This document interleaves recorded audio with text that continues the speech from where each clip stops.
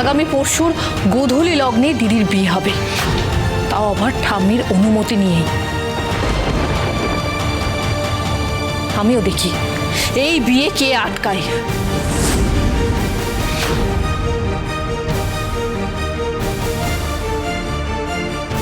কি বলে? পরশু বিয়ে? হ্যাঁ, আর আপনি কিন্তু নিমন্ত্রিত নন। অনেক অশান্তি করেছেন আপনি। দরজা খোলা আছে, আপনি আসতে পারেন। মাসিমা, আমি বলেছিলাম না আপনার এই নাত বৌমা এই বাড়ির মেয়েদের শিক্ষা দীক্ষা ভবিষ্যৎ সমস্ত কিছু ধ্বংস করে দেবে। এখন নিজের চোখে দেখছেন তো। শুনুন, যার যেটা দেখা সে সেটা দেখবে। আপাতত আপনি এই বাড়ি থেকে বিদায় হন, যান এখান থেকে।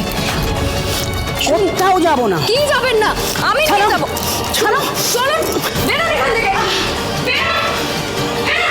ঠাম্মি, এই যে দিদি আপনার চোখের সামনে সাদা শাড়ি পরে ঘুরে বেড়ায়, মাছ মাংস খেতে চায় না, এতে বাবা মা আমরা আমাদের সবার থেকে বেশি খারাপ আপনার লাগে, আমরা জানি।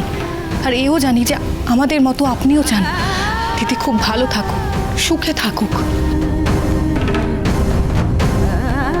জ্যোৎস্না কি চাই সেটা জ্যোৎস্নাকে জিজ্ঞেস করেছো তুমি? হ্যাঁ, আর আমি বেঁচে থাকতে এত বড় সিদ্ধান্ত নেবার দায়িত্ব তোমাকে কে দিয়েছে?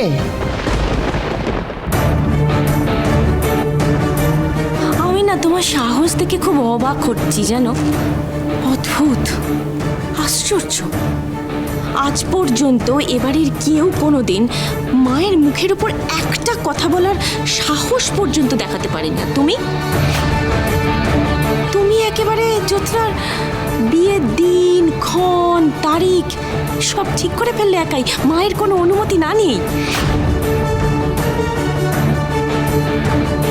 হ্যাঁ, করেছি, সবকিছু ঠিক করেছি।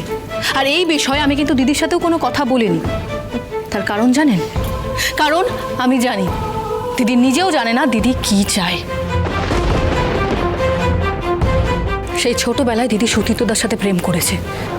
আপনি এই বাড়ির সম্মান বাঁচাতে দিদির ওপর সবটা চাপিয়ে দিয়েছিলেন। মতের বিরুদ্ধে গিয়ে উজ্জ্বলদার সাথে বিয়ে দিয়েছিলেন দিদির। আর সেই উজ্জ্বলদা কিন্তু দিদির হাত ছেড়ে চলে গিয়েছে। আর আশুতোষ বাবু, উনি সবটা জানার পরেও কিন্তু দিদির হাতটা ধরতে চেয়েছে, দিদির পাশে থাকতে চেয়েছে। তাছাড়া মিডিয়া প্রেস সবাই সবটা জেনে গেছে ঠাম্মি। এরপর যদি আমরা আমাদের কথা না রাখি তাহলে। কথা তো তুমি দিয়েছো সুধা, আমি দিন। এই কাননবালা দেবী কোনোদিন বিধবা বিবাহতে সায় দেবে না। এই অনর্থে আমি অংশগ্রহণ করব না।